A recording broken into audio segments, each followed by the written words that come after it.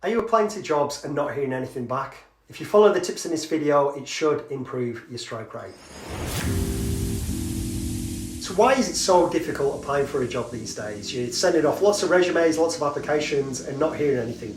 One of the main reasons is that companies have what they call ATSs, or Applicant Tracking System, that looks through your resumes for keywords and matches it against the position description uploaded into their system.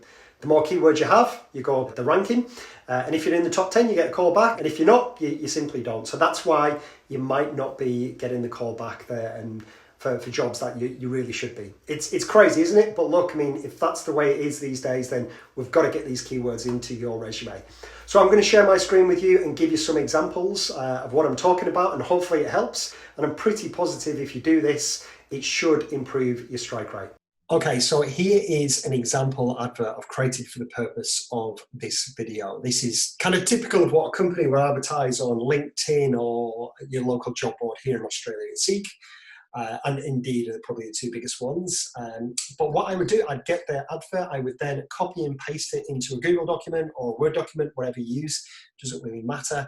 And I would look at the advert and look at all the words, and it's important to use their words, not the words you've used in their resume. So I'll give you a quick example of what I do. So I would highlight the most important keywords, which in this case would be the title, and I would go through this document and highlight the important words that I think I need to have in my resume for me to get higher up that list. This is what I do. I go through driving process improvements. I think that'd be pretty important for this particular role. So I would highlight and so on and so on. And eventually it would look something like this. And you're probably thinking, wow, there's a lot of words on there, but look, this is what we need to do to get you up that ranking system that these ATSs have.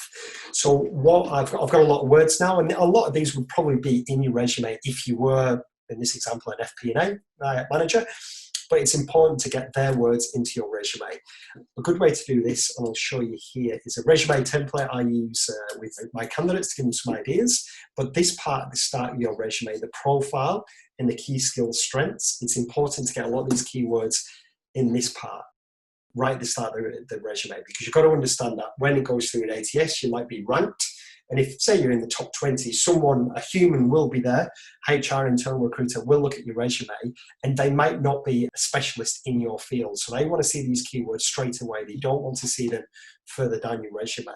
So what I would do, for this example, I would get the highlighted advert, and I would put here, I'd copy this and say this is my resume. I would put in here, I am a financial planning and analysis manager, FP&A manager, and I'd have it how they have got it in their advert position description.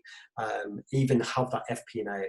The hiring manager will obviously know that it might look a bit odd, but have it in their words. So again, when this more generalist recruiter is looking at your resume, they're going to see, oh, this person is a financial planner analysis manager.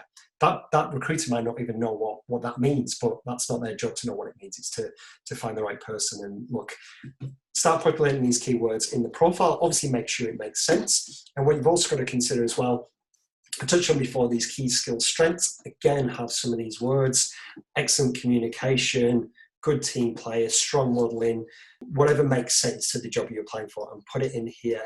And have it dotted through. And then when you get through to your job itself, like when you get to employment history, in your achievements, make sure some of these keywords are in your achievements, in your responsibilities, and so on and so on. And what is important, what I'd add finally, is make sure it makes sense. Like, it's got to be in sync with your resume. You can't just be talking about something, add a keyword, that just wouldn't make sense. So have a read through it and then maybe get one of your friends or your partner to read through it again. And unfortunately, I think in these days and times, you're probably going to have to do this for every role you apply for.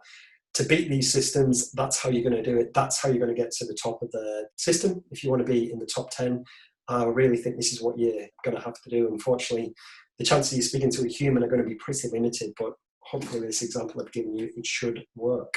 There we go. Hopefully those tips help you. And look, as I just touched on then, you've got to tailor it. It sounds like a lot of work. I mean, it is what it is, but this should help you. Let me know how you go. Put them in the comments below. Any questions, reach out, and I'll look forward to having a chat with you all soon. Cheers.